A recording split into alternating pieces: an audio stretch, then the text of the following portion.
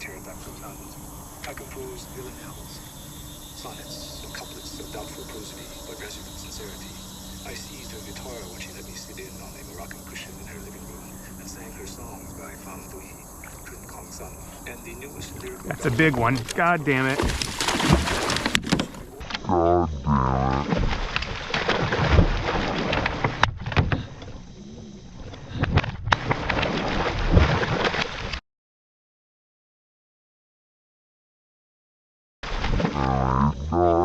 Me with the enigmatic smiles of an enduring Apsara, a reserved seat at the front row of her performances, and a favor of continuing audiences of which Holy I was shit. more than one a week.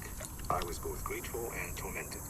As I Holy shit. this afternoon at the liquor store, his response was as Holy as shit. you might anticipate.